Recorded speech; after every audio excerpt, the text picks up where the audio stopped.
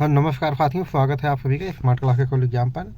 साथियों, हम लोग अभी ऑल स्टेट पीसीएस और यूपीएससी आदि एग्जाम में पूछे जाने वाले प्रश्न पत्र संख्या 1 में पूछे जाने वाले प्रश्नों के बारे में डिस्कशन कर रहे हैं। और आज का हमारा टॉपिक है मुगल कालीन स्थापत्य कला। एक सेकंड साथियों, यानी कि मुगल एम्पायर के समय में जो आर्किटेक्चर आर्ट होता था उसके बारे में डिस्कशन कर रहे हैं। आइए जानते हैं क्या था इसमें। स्थापत्य कला के क्षेत्र में मुगल काल महान युग था। बाबर को स्थापत्य कला के अत्यधिक प्रेम था, यानी कि जो आर्किटेक्चर आर्ट था उसके बारे में बाबर जो है बहुत ज़्यादा लगाव था, प्रेम था। और एक मान सिंह थे, उन्होंने जो ग्वालियर में एक किला बनवाया था, बाबर उससे बहुत प्रभावित था। अब देखो बाबर ने कैसे कैसे बनवाना चालू किया था। बाबर ने पानीपत में काबुली बाग मस्जिद और संभल में एक जामा मस्जिद का निर्माण कराया था। बाबर के एक अमीर अब्दुल मीर बाकी ने अयोध्या में एक मस्जिद का निर्माण कराया जिसे बाबरी मस्जिद के नाम से जाना जाता है। यानी कि बाबरी मस्जिद का निर्माण किसने करवाया था, तो उनका नाम था अब्दुल मीर बाकी। एक जो है अमीर का पद हुआ करता था उस समय, जैसे मंत्री का पद होता है अभी इस समय, तो उन्होंने करवाया था। उनका नाम था अमीर बाकी। ये वही जो अभी राम मंदिर और बाबरी मस्जिद का विवाद चल रहा था, ये वही वाला मंदिर है, वो मस्जिद है। तो इसको अब्दुल मीर बाकी ने बनवाया था। अकबर के समय में मुगल स्थापत्य का विकास हुआ। इसके समय हिंदू और इस्लामी शैलियों का समन्वय हुआ या समन्वय हुआ। हुमायूं का मकबरा, ये भी एक आर्किटेक्चर है, यह दिल्ली में स्थित है और 1564 ईस्वी में हुमायूं की पत्नी हाजी बेगम की देखरेख में इसका निर्माण हुआ। जो हुमायूं की पत्नी थी हाजी बेगम, उन्होंने ही इसका निर्माण करवाया था 1564 ईस्वी में।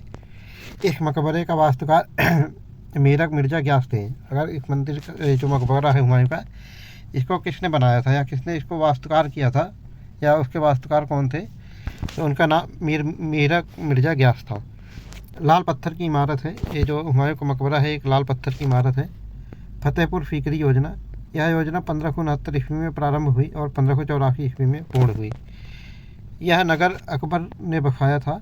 जो नगर था फतेहपुर सीकरी, इसको अकबर ने बसाया था। अकबर ने यहाँ पर अनेक महल बनवाए थे फतेहपुर सीकरी में।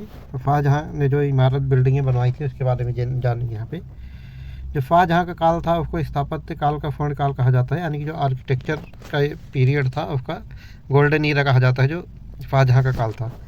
शाहजहाँ ने 1638 ईस्वी में अपनी राजधानी आगरा से दिल्ली बनाई और यहाँ पर शाहजहानाबाद नामक नगर बसाया।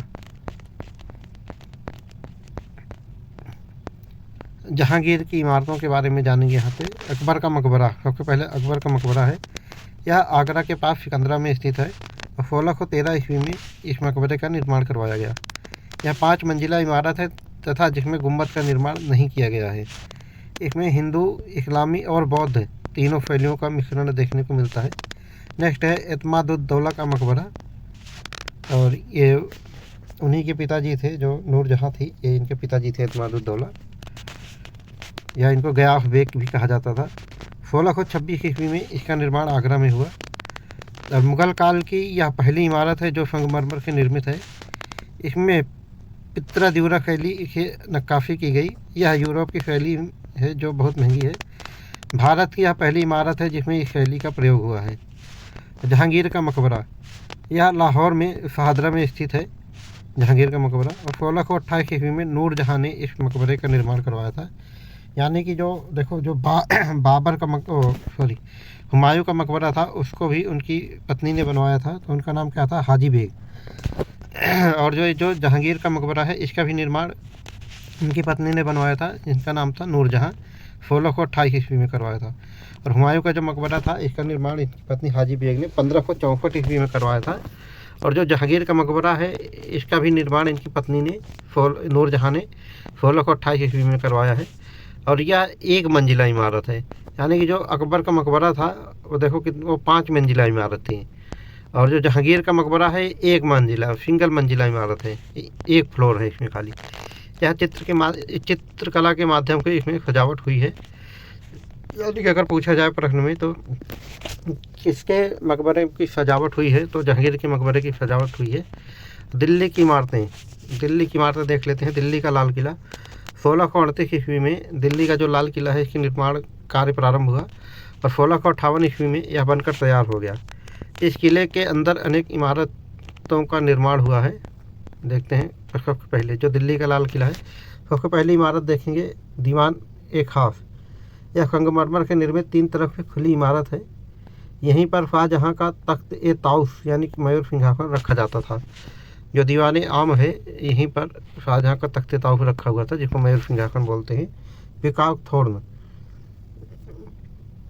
दीवान ए खास, यह भी संगमरमर के निर्मित इमारत है।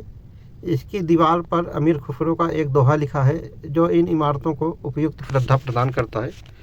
अगर फिरदौसी यानी कि अमीर खुसरो ने एक दोहा लिखा है, कहाँ पे, ये जो दीवान खास है इसमें, अगर फिरदौस बर रे जमी अस्त अमी अस्तो अमी अस्तो अमी अस्तो। नेक्स्ट है रंग महल। यह शाहजहाँ का अपना महल था। जो रंग महल है ये शाहजहाँ का अपना महल है। कहाँ पर है ये लाल दिल्ली में लाल किले के अंदर है। यह संगमरमर के निर्मित इमारत थी। नेक्स्ट है शीश महल। यह शाही परिवार का स्नानागार हुआ करता था। जो शीश महल है वो दिल्ली के लाल किले के अंदर है। दिल्ली की जामा मस्जिद, लाल किले के बाहर 1644 ईस्वी में इसका निर्माण प्रारंभ हुआ और 1658 ईस्वी में बनकर तैयार हो गया। यानी कि दिल्ली की जो जामा मस्जिद है जो लाल किले के सामने बनी है, ये इसका निर्माण 1644 ईस्वी में प्रारंभ हुआ और 1658 ईस्वी में बनकर तैयार हुई। और यानी कि इसको बनाने में 14 साल का समय लगा था। यह लाल पत्थर की इमारत है। इसके ऊपर संगमरमर के 3 गुंबद बने हुए हैं और अकबर द्वारा बनवाए गए किले। देखते हैं अकबर ने कौन कौन से किले बनवाया था और कब बनवाया था। सबसे पहले अकबर ने आगरा का किला बनवाया था 1565 ईस्वी में। फिर अकबर ने लाहौर का किला 1565 ईस्वी में बनवाया था। ये दोनों ही किले 1565 ईस्वी में हैं, आगरा और लाहौर वाले। फिर तीसरा अकबर ने अजमेर का किला बनवाया था 1573 ईस्वी में। चौथा किला अकबर ने अटक में बनवाया था 1581 ईस्वी में। 5वां किला अकबर ने इलाहाबाद में बनवाया था 1538 ईस्वी में।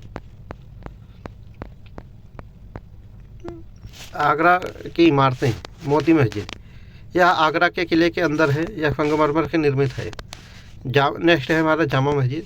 1648 ईस्वी में शाहजहाँ ने अपनी पुत्री जहाँ आरा बेगम के सम्मान में इसका निर्माण करवाया था। यह लाल पत्थर से निर्मित है।